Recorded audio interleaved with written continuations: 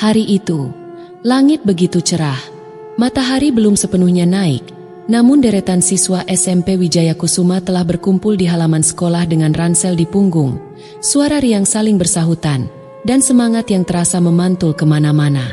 Hari yang ditunggu-tunggu akhirnya tiba, studi tur tahunan untuk kelas 9. Bus pariwisata berwarna biru tua itu sudah terparkir sejak subuh, siap membawa 35 siswa dan 2 guru pendamping menuju sebuah situs budaya di daerah pegunungan sebelah timur.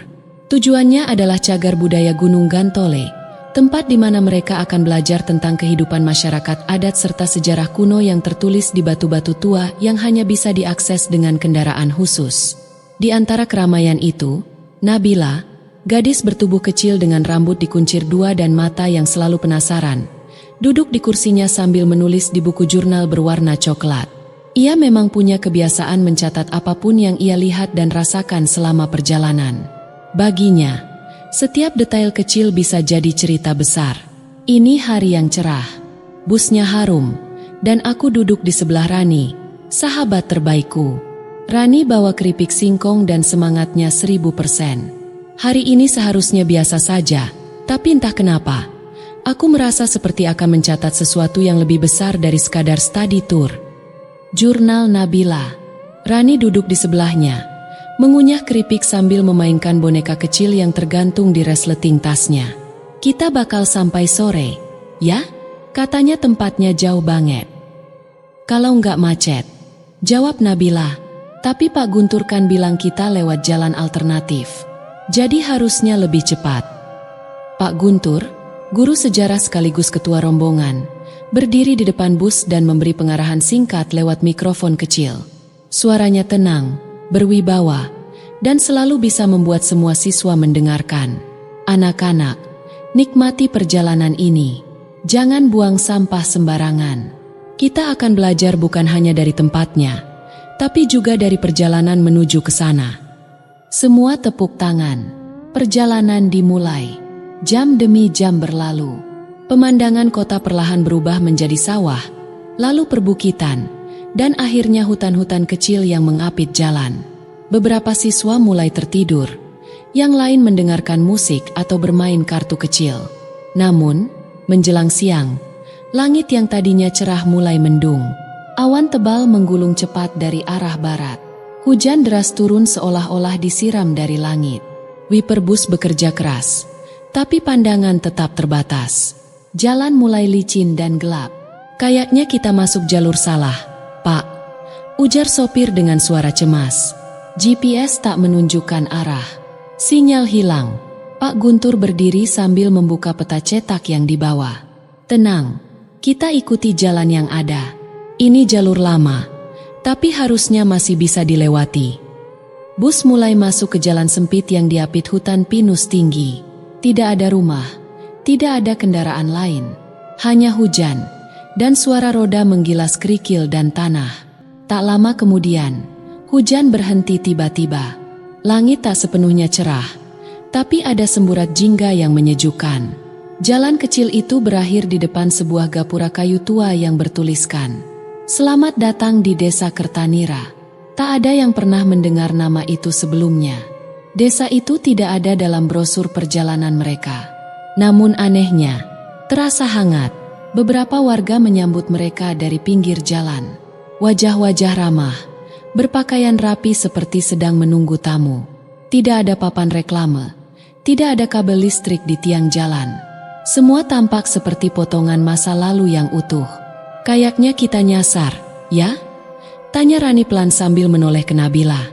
Nabila tak langsung menjawab. Ia membuka jurnalnya, mencatat cepat. Desa Kertanira, tak ada di peta. Tapi, mengapa terasa seperti pernah didatangi sebelumnya? Pak Guntur memutuskan untuk menurunkan rombongan di sana sementara. Warga menawarkan tempat menginap, makanan hangat, dan senyuman yang terlalu tenang untuk orang asing. Besok pagi kita cari jalan keluar, kata Pak Guntur kepada siswa-siswinya. Untuk malam ini, anggap saja ini bagian dari petualangan belajar. Dan malam pun turun perlahan. Nabila berdiri di jendela kamar penginapan kayu yang disediakan warga. Ia menatap bulan yang separuh mengintip dari balik awan. Ada yang aneh dengan desa ini. Seolah-olah kita yang sedang dikunjungi, bukan sebaliknya. Ia menutup jurnalnya dan menarik selimut. Dan di luar sana, suara lonceng kecil berdenting pelan, padahal tak ada angin yang bertiup. Nabila membuka mata kembali. Jantungnya berdegup pelan tapi tak beraturan.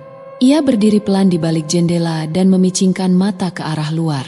Dari kejauhan, di balik kabut tipis malam yang menyelimuti desa Kertanira, terlihat barisan ladang yang membentang seperti lautan gelap. Di sanalah suara itu berasal. Dentingan yang datang sekali, lalu menghilang seperti bisikan yang lupa menutup pintu. Rani masih tidur di sebelahnya, mendengkur kecil sambil memeluk bantal. Kamar kayu mereka nyaman, hangat, bahkan harum kayu pinus. Tapi entah mengapa, semua terasa terlalu sunyi. Tidak ada suara jangkrik, tidak ada anjing menggonggong, bahkan tidak ada desir angin. Nabila duduk kembali di ranjang, menulis dalam jurnalnya dengan senter kecil. Malam pertama, desa ini seperti dunia sendiri. Suara lonceng tadi terlalu nyata untuk disebut mimpi. Tapi siapa yang berdenting, dan mengapa di ladang? Pagi harinya, suasana tampak kembali cerah dan normal. Siswa-siswa berkumpul di aula kayu kecil yang disediakan warga untuk sarapan. Nasi uduk hangat, tempe goreng, dan teh manis. Semuanya enak, tapi Nabila merasa rasa yang ia kenal justru terasa asing. Seperti makanan masa kecil yang pernah ia rasakan di tempat yang tak ia ingat. Pak Guntur berdiri di tengah aula, memanggil semua anak untuk absen. Tapi satu nama tak kunjung menjawab. Bayu. Semua menoleh, tak ada jawaban. Bayu? Panggil Pak Guntur lagi. Beberapa siswa mulai melihat ke sekitar. Bayu, siswa pendiam yang biasanya duduk di belakang, yang selalu membawa buku gambar kecil, tidak ada di antara mereka. Rani menggenggam tangan Nabila, pelan. Tadi malam dia tidur di kamar sebelah kita, kan? Nabila mengangguk. Aku lihat dia di lorong waktu kita naik ke kamar. Warga desa pun ikut membantu mencari. Tapi anehnya, tidak satu pun dari mereka bertanya siapa itu Bayu. Mereka hanya tersenyum tipis dan berjalan ke arah ladang. Seperti sudah tahu kemana harus mencari. Nabila dan Rani ikut berjalan ke sana. Ketika mereka tiba di batas ladang, udara tiba-tiba berubah dingin. Padahal matahari bersinar terang. Hamparan tanaman jagung setinggi dada menyambut mereka. Diam, tak bergerak, seperti lukisan. Bayu, teriak Rani. Suaranya menggema, lalu lenyap. Salah satu warga, seorang pria tua dengan topi caping, menunjuk ke arah tengah ladang.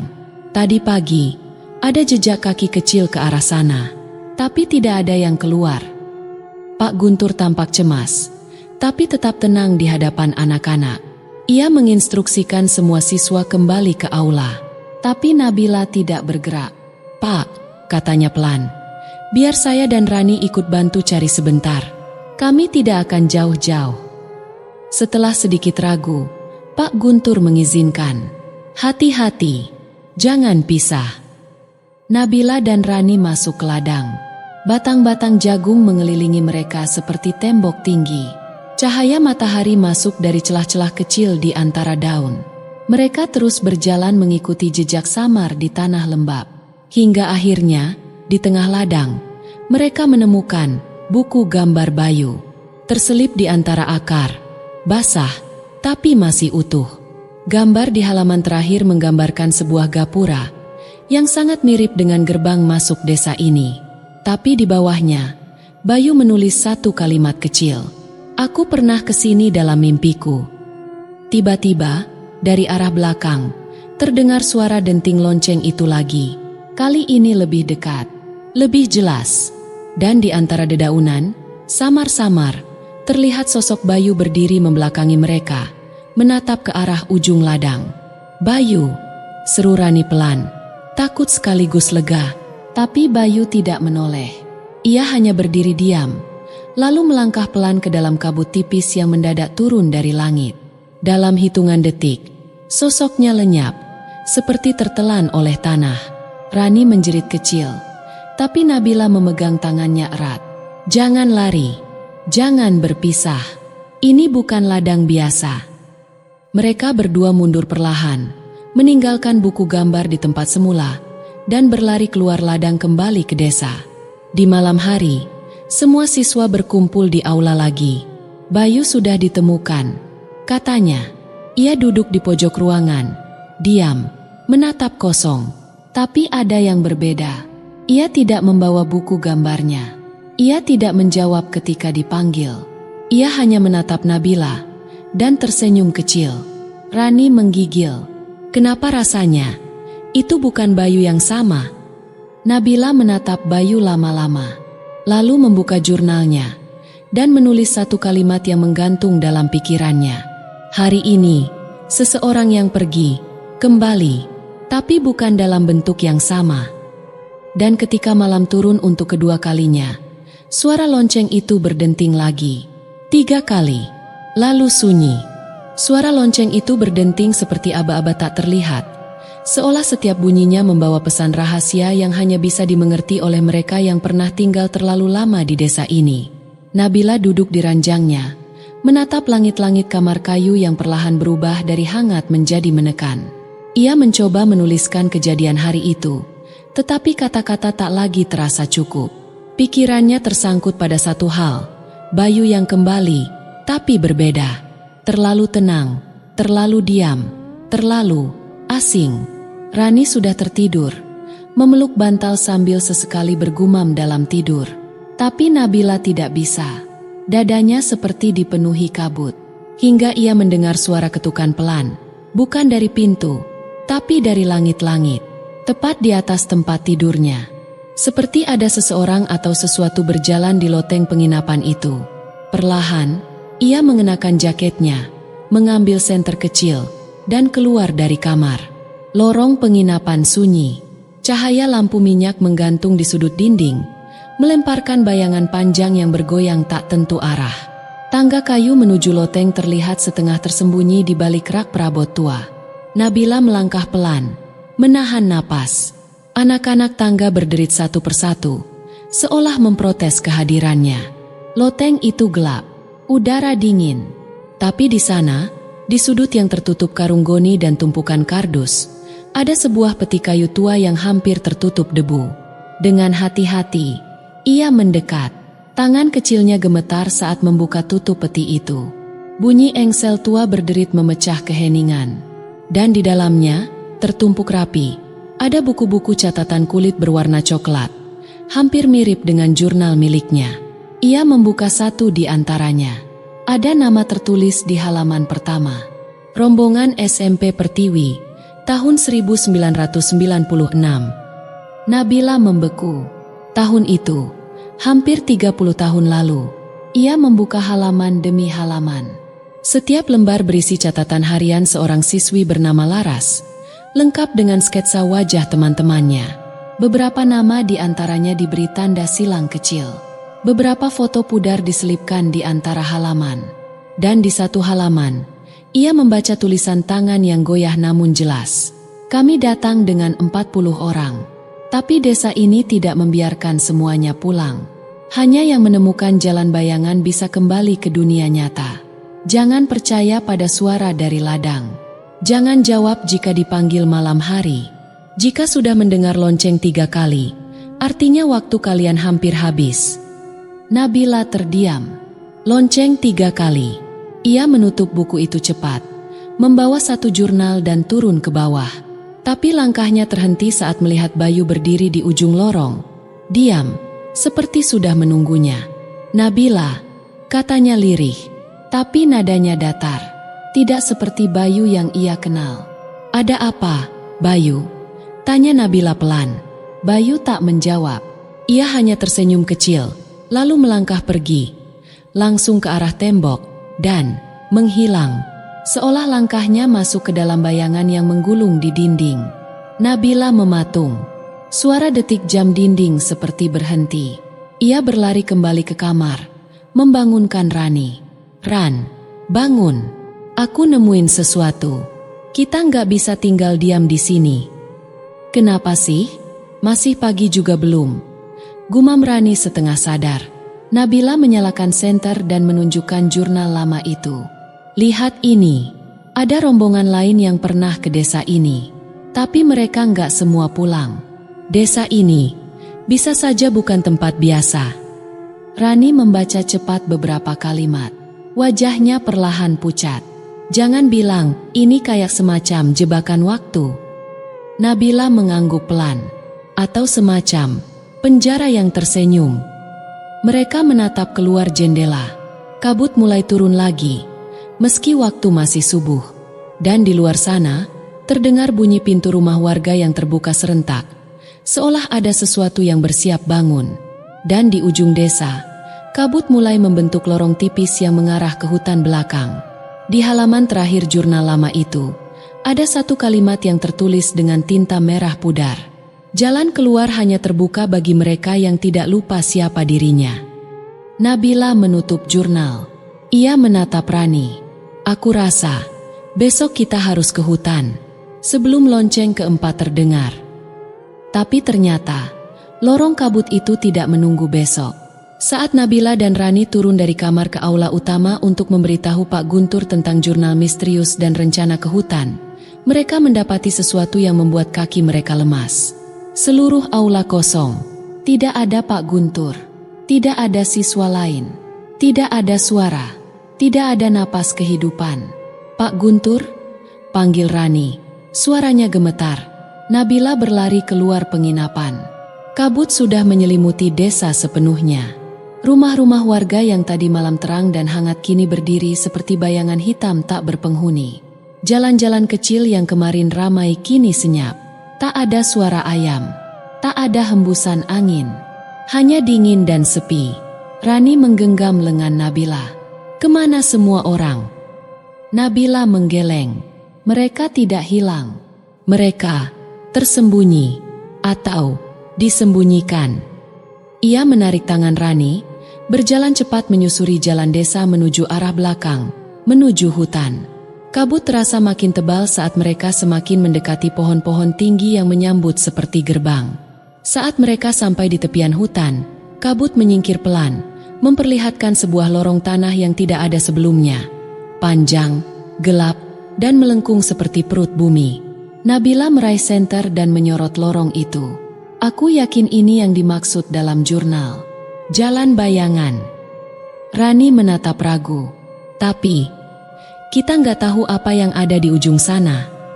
Kita tahu satu hal, jawab Nabila tegas.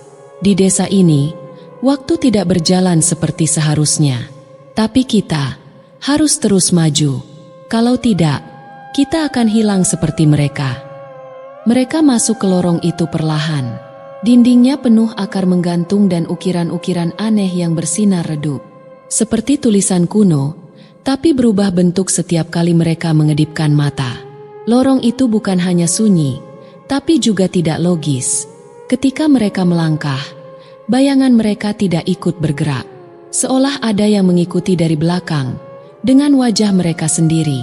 1 jam berjalan, 2 jam. Tapi entah kenapa, langkah mereka selalu membawa mereka ke tempat yang sama. Di persimpangan kecil yang bercabang 2, mereka memilih kiri.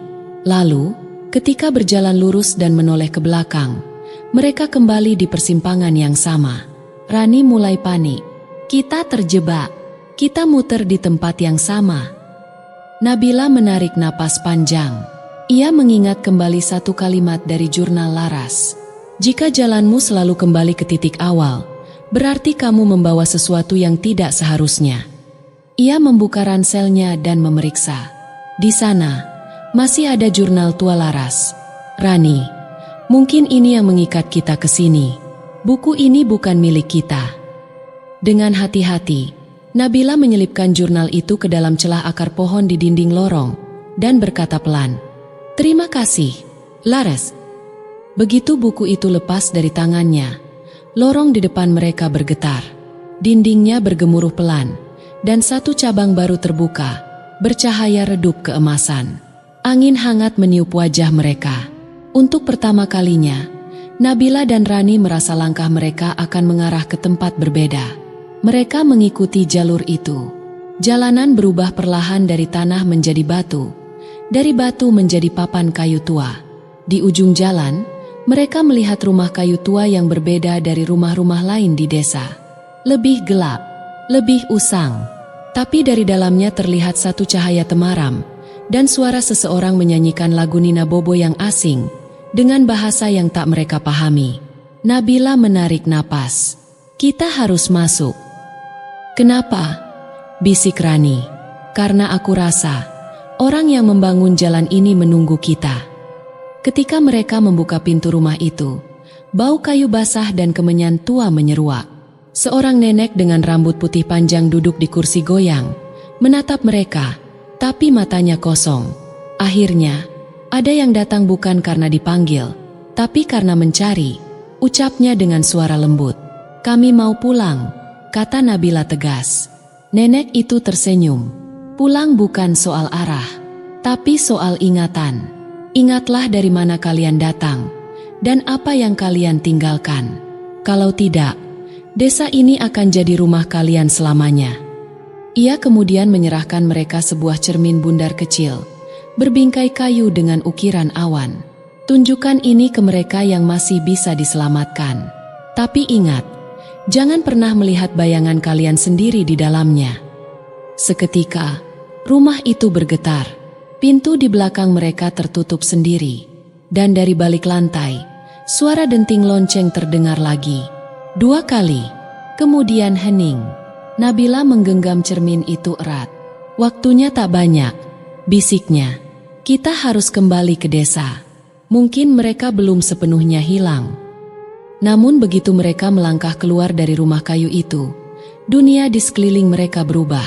Kabut yang tadi menggantung tipis kini turun seperti tirai berat. Udara membeku. Pohon-pohon di tepi lorong bayangan bergerak pelan meski angin tak bertiup. Dan suara-suara mulai terdengar samar dari segala arah, bukan dari mulut, tapi seperti dari dalam kepala mereka sendiri. Suara Bayu, suara Bu Lestari, bahkan suara Pak Guntur. "Nabila, kamu di mana? Ayo, kita semua nunggu kamu di penginapan." Rani langsung menoleh. "Itu Bayu." "Bukan, itu bukan dia." Nabila menahan lengannya. "Ingat apa kata jurnal Laras? Jangan jawab kalau dipanggil malam hari. Itu bukan mereka." Suara-suara itu terus menggoda, menyebutkan nama-nama teman mereka, menawarkan tawa dan kebersamaan, bahkan menyanyikan lagu yang sering dinyanyikan di dalam bus study tour mereka. Tapi langkah mereka tak boleh berhenti. Nabila menggenggam cermin bundar pemberian nenek tadi. Mereka mulai berlari, mengikuti cahaya samar dari obor yang muncul satu persatu di sepanjang jalan, seolah ada tangan tak kasat mata yang menuntun. Saat mereka kembali ke gerbang desa, langit tampak beku, seperti waktu berhenti di antara senja dan malam. Dan di halaman penginapan, mereka melihatnya. Semua teman mereka berdiri diam. Puluhan siswa dari rombongan study tour berdiri berjajar. Wajah mereka tertunduk, mata kosong, tubuh kaku seperti boneka. Mereka semua tampak seperti hidup, tapi juga seperti tidak sepenuhnya di sini. Pak Guntur berdiri paling depan, tangannya menggenggam tas selempang, tapi wajahnya tak menunjukkan ekspresi sedikit pun. "Ini seperti hipnosis massal," bisik Rani. "Bukan," jawab Nabila lirih. "Ini penguncian kesadaran." Ia mengangkat cermin itu perlahan, mengingat pesan si nenek. "Tunjukkan ini ke mereka yang masih bisa diselamatkan. Tapi jangan pernah melihat bayanganmu sendiri di dalamnya." Nabila mengarahkan cermin ke wajah Dira, sahabat mereka yang duduk sebangku di bus. Sinar keemasan dari cermin berkedip sekejap, dan Dira perlahan mengerjapkan mata. "Nah, Nabila?" gumamnya bingung. "Dira, iya, ini aku. Kamu masih bisa kembali." Nabila berseru. Rani segera membantu, mengarahkan cermin ke wajah satu demi satu teman mereka.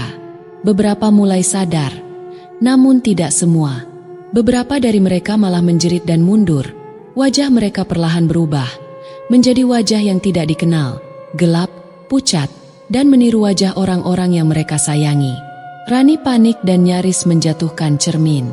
Tapi Nabila sigap menopangnya. Jangan tunjukkan ke semua. Yang bisa diselamatkan hanya mereka yang belum lupa siapa diri mereka.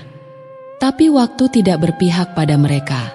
Suara lonceng berdenting 3 kali, lalu 4, dan dari balik lorong desa muncul sosok tinggi berjubah hitam. Wajahnya tidak terlihat, hanya bayangan gelap di balik tudung. Ia berjalan perlahan, namun setiap langkahnya membuat tanah bergetar halus. Udara mendadak berat, seperti mimpi buruk yang bangkit perlahan. Sosok itu berdiri di tengah desa, lalu mengangkat tangannya. Dan saat itu juga, kabut turun seperti hujan, menyelimuti seluruh desa hingga nyaris tak terlihat apapun. Rani menarik lengan Nabila. Kita harus pergi, sekarang.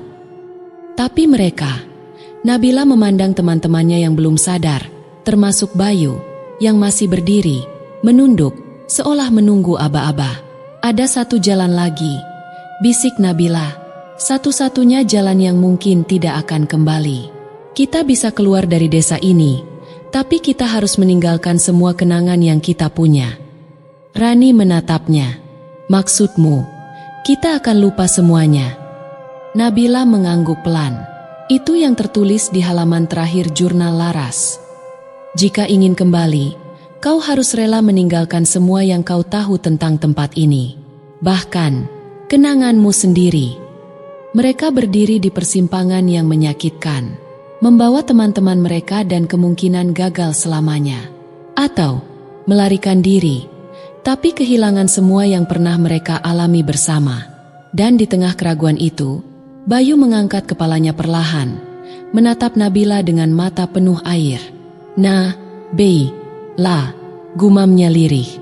Seakan masih ada dirinya yang tersisa. Air mata Nabila mengalir. Aku nggak bisa tinggalkan kalian. Dan untuk pertama kalinya, ia melihat pantulan wajahnya sendiri di dalam cermin. Lalu semuanya gelap. Bukan seperti malam biasa, bukan pula seperti tertutup kelopak mata. Ini adalah kegelapan yang terasa seperti tenggelam, tanpa suara, tanpa arah, dan tanpa rasa waktu. Nabila merasa tubuhnya melayang, atau mungkin jatuh, ia tidak tahu. Lalu, perlahan, suara samar mulai menyusup ke kesadarannya. Bukan suara lonceng, bukan suara hutan, tapi suara anak-anak bernyanyi, naik-naik ke puncak gunung, tinggi-tinggi sekali. Nabila membuka matanya. Ia berdiri di sebuah kelas sekolah dasar yang usang. Dindingnya kayu, papan tulisnya sudah berjamur, dan kursi-kursinya kosong. Tapi di dinding, tergantung foto seluruh rombongan study tour. Ia dan teman-temannya tersenyum, berdiri di depan bus. Tapi, wajah mereka perlahan mengabur. Rani duduk di pojok kelas, menggenggam cermin bundar yang kini retak di ujungnya. Ia menatap Nabila, bingung. Kita, di mana? Aku rasa ini bukan tempat nyata. Nabila mendekat ke jendela. Di luar, tampak ladang kosong sejauh mata memandang. Tidak ada desa, tidak ada kabut, hanya padang rumput tanpa batas. Tiba-tiba, suara nenek dari rumah tua kembali terngiang di kepala mereka, seperti gema dari tempat jauh. Kalau kau melihat bayanganmu sendiri di dalam cermin itu, maka kau tak akan bisa kembali dengan utuh. Tapi kau mungkin bisa menemukan pintu, kalau kau cukup berani untuk melepas semua yang kau simpan selama ini. Pintu? Bisik Rani. Nabila menatap retakan di cermin, lalu menatap foto buram di dinding. Aku tahu apa maksudnya. Katanya, kalau kita ingin menyelamatkan semuanya, kita harus melepaskan semua ingatan kita tentang mereka dan tentang diri kita sendiri. Rani menggeleng, air matanya jatuh. Kalau kita lupa siapa kita, lalu apa yang tersisa? Nabila menatap sahabatnya lama. Lalu ia menoleh ke arah meja guru, di mana terdapat sebuah kotak kecil dari rotan. Di atasnya, tertulis tulisan tangan, untuk yang ingin kembali. Ia membuka kotak itu, dan di dalamnya hanya ada sebuah kunci kecil dari perak, serta secari kertas usang bertuliskan, Ingatannya akan hilang, tapi jiwanya akan pulang. Dengan gemetar, Nabila meraih kunci itu. Ia tahu, hanya satu pintu yang bisa mereka buka, dan setelahnya, mereka tak akan pernah mengingat kenapa mereka sampai di sini. Bahkan mungkin, tak akan ingat satu sama lain. Tapi di tempat lain, di antara kabut dan lorong-lorong gelap di desa itu, puluhan jiwa masih tertahan, milik teman-teman mereka, sahabat, guru, bahkan Bayu, yang sempat menyebut nama Nabila di detik terakhir. Rani, aku nggak akan paksa kamu, tapi aku harus buka pintunya. Kalau aku bisa menukar ingatan agar mereka bisa kembali, aku rela, kata Nabila pelan. Rani memandang sahabatnya dengan mata berkaca-kaca. Kalau kamu lupa siapa aku akan cari kamu lagi, sampai kapanpun. Nabila tersenyum. Kalau itu takdirnya, kita akan bertemu lagi. Dengan tangan gemetar, Nabila mendekat ke dinding belakang kelas. Di sana, ada pintu kecil yang sebelumnya tidak terlihat. Ia memasukkan kunci dan memutarnya. Klik. Cahaya keemasan menyilaukan menyembur dari balik pintu, dan suara anak-anak bernyanyi perlahan menjadi lebih nyata. Satu persatu, gambar wajah teman-teman mereka di foto dinding kembali utuh.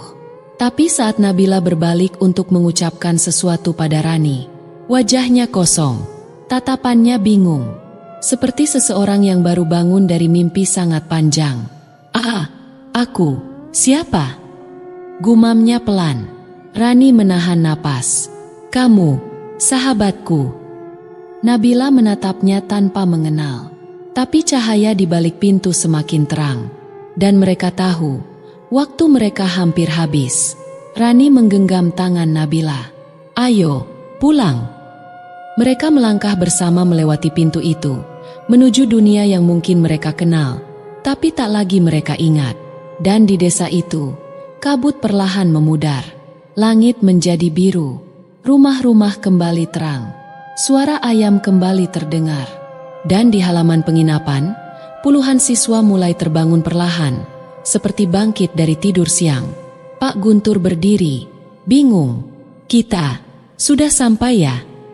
Sudah, Pak, kata Dira pelan, meski ia sendiri tak tahu kenapa air matanya menetes. Bayu menatap sekeliling. Nabila mana? Semua saling berpandangan, tapi tak seorang pun bisa mengingat siapa itu Nabila atau Rani.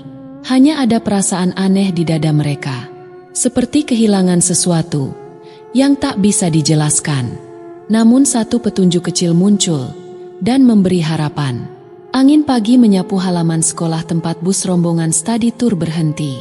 Suara tawa para siswa kembali terdengar, seolah tidak pernah terjadi apa-apa. Pak Guntur sibuk memanggil-manggil nama muridnya untuk bersiap naik ke bus. Tidak ada yang aneh, kecuali satu hal. Di pojok taman depan sekolah, tumbuh bunga berwarna biru keunguan. Bentuknya menyerupai bintang kecil, mengeluarkan aroma samar yang lembut. Bunga itu tidak pernah ada sebelumnya. Tidak di katalog tanaman sekolah, tidak di taman biasa. Namun Dira, salah satu murid yang paling peka, berhenti di depannya dan berkata pelan, bunga ini pernah aku lihat. Tapi di mana? Ya. Bayu berjalan mendekat dan menatapnya. Ia ikut mengernyit. Aneh, aku juga ngerasa familiar. Tapi, ia terdiam sejenak, lalu mengangguk kecil. Kayak mimpi yang hampir kita ingat, tapi nggak bisa dijelaskan. Mereka tak tahu, itu bunga yang tumbuh di dekat jendela kelas kayu tua, tempat terakhir Nabila dan Rani berdiri sebelum membuka pintu itu. Sementara itu, di sudut kota yang jauh dari sekolah mereka, dua remaja perempuan terbangun di bangsal rumah sakit. Tak ada nama di gelang identitas mereka. Tak ada keluarga yang menjemput. Tak ada catatan siapa mereka sebelumnya. Yang satu mengingat namanya Rani. Yang satu lagi, bahkan tidak yakin siapa dia. Aku, Nabila? Rasanya pernah dengar nama itu. Gumamnya sambil memegang cermin kecil retak yang ditemukan di saku jaketnya. Mereka dipindahkan ke panti rehabilitasi sosial untuk sementara waktu. Petugas rumah sakit menyebut mereka sebagai korban hilang ingatan yang ditemukan di depan kantor polisi tanpa dokumen apapun. Namun malam-malam Nabila dipenuhi mimpi. Dalam tidurnya, ia berjalan di lorong desa yang berkabut, mendengar suara tawa teman-temannya, dan selalu mendengar seseorang memanggil namanya. "Nabila, kamu di mana?" Suaranya terdengar dekat, seolah berasal dari dunia yang sangat nyata. Dan Rani, yang lebih banyak diam sejak sadar, mulai menggambar bunga aneh di setiap buku catatan barunya. Bunga biru keunguan berbentuk bintang. Saat ditanya guru pendampingnya dari panti, ia hanya menjawab, "Aku nggak tahu, tapi rasanya penting." Suatu sore yang tenang, mereka berdua duduk di bangku halaman belakang panti. Angin sore membawa harum samar yang membuat Nabila menoleh. Matanya membelalak. "Lihat itu," bisiknya. Tumbuh di antara celah beton, bunga kecil berwarna biru keunguan, bentuknya persis seperti yang ada di mimpinya. Tanpa sadar, air matanya menetes. "Rani, aku rasa kita pernah kehilangan sesuatu yang besar." Rani menggenggam tangan Nabila. "Tapi kita belum benar-benar kehilangan segalanya." Nabila menatap langit yang perlahan berubah jingga. Dalam dadanya, rasa hangat mulai tumbuh. Bukan kenangan, tapi tekad. Ia mungkin lupa asal-usulnya, lupa teman-temannya, lupa siapa yang pernah ia sayangi. Tapi ia masih punya langkah, masih punya waktu. Dan jauh di tempat lain, di dalam rumah seorang siswi bernama Dira, ditemukan sebuah jurnal tua berwarna merah di dalam ransel yang tak pernah ia buka sejak kembali dari study tour. Di halaman terakhir tertulis, "Jika ada di antara kalian yang membaca ini, ketahuilah, aku memilih untuk tidak pulang dengan ingatan, tapi dengan harapan. Jika kita ditakdirkan bertemu lagi, aku percaya kita akan saling mengenali, meski hanya lewat bunga, senyum, atau mata yang terasa akrab." Dira menatap tulisan itu, lalu tersenyum pelan. Ia tidak tahu siapa N. Tapi malam itu, ia memimpikan wajah seorang gadis dan memanggilnya Nabila. Pagi harinya, Dira terbangun dengan rasa asing yang tidak bisa dijelaskan. Bukan karena mimpi itu terasa nyata, tapi karena ada kehangatan yang tertinggal, seperti seseorang yang seharusnya masih ada di sisinya, tapi tak terlihat. Ia membuka jendela kamarnya, membiarkan angin membawa harum bunga yang mulai tumbuh liar di sudut halaman rumah. Bunga biru keunguan itu kini tak hanya satu. Ada 3, lalu 5, lalu belasan. Seolah semesta mulai mengembalikan apa yang sempat hilang. Di panti rehabilitasi, Nabila duduk di bangku panjang sambil memandangi langit yang berubah warna. Ia tidak tahu siapa dirinya sebenarnya. Tapi setiap kali ia memegang cermin kecil retak itu, hatinya terasa penuh, seolah memori yang hilang sedang menunggu di balik permukaan kaca. Rani, yang kini mulai bicara lebih banyak, menggambar ulang bunga yang ia lihat di taman belakang. Kali ini, di bawah bunga itu, ia menulis sebuah nama, Nabila, meski tak yakin dari mana nama itu datang.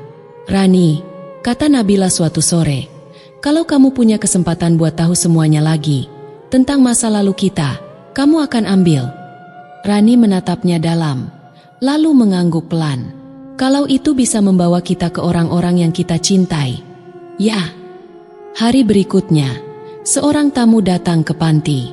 Seorang gadis berusia 16 tahun, berambut pendek dan berkacamata. Ia memperkenalkan diri. "Nama saya Dira. Saya merasa pernah mengenal kalian." Nabila memandangi gadis itu lama. Tidak ada yang muncul di kepalanya. Tapi hatinya berdetak pelan, lalu cepat. Dira membuka ranselnya, mengeluarkan jurnal merah tua yang sempat ia temukan. Ia membukanya perlahan ke halaman terakhir dan memperlihatkan tulisan tangan itu. Saat Nabila membaca, sesuatu dalam dirinya bergetar keras. Ia memejamkan mata, dan suara-suara itu kembali. Tawa anak-anak di dalam bus, suara Pak Guntur yang memanggil, tangan Rani yang menggenggam erat dalam kabut, dan suara lembut seseorang memanggil namanya. "Nabila, kamu di mana?" Air matanya jatuh sebelum ia sempat menjawab. Tapi Dira tahu, dan Rani tahu, Nabila telah kembali. Bukan karena ingatannya yang pulih, tapi karena rasa dalam dirinya tak bisa dibohongi. Karena hubungan yang dibangun oleh cinta, keberanian, dan pengorbanan tak pernah benar-benar hilang, hanya tersembunyi. Beberapa minggu setelah pertemuan itu, Nabila dan Rani diantar kembali ke sekolah asal mereka. Para guru dan siswa tentu terkejut. Tapi yang lebih aneh, semua orang merasa seolah mereka memang tidak pernah pergi jauh. Seolah mereka memang selalu ada, hanya tak terlihat. Dan di antara senyuman dan pelukan, hanya Bayu yang berdiri membeku saat melihat Nabila melangkah masuk gerbang sekolah. Ia tidak berkata apa-apa, tapi saat mata mereka bertemu, ia mengangkat tangan dan tersenyum kecil. Nabila membalas senyumnya, meski namanya sendiri masih samar di lidahnya. Beberapa bulan kemudian, bunga biru keunguan mulai tumbuh di taman belakang sekolah. Murid-murid menyebutnya bunga pulang. Karena katanya, siapapun yang menatapnya lama akan merindukan sesuatu. Sesuatu yang mungkin tidak mereka ingat, tapi hati mereka tahu itu pernah sangat berharga. Dan di halaman pertama jurnal merah tua itu, kini tertulis satu kalimat sederhana. Tidak semua perjalanan harus diingat, tapi setiap hati yang tulus selalu bisa menemukan jalan pulang.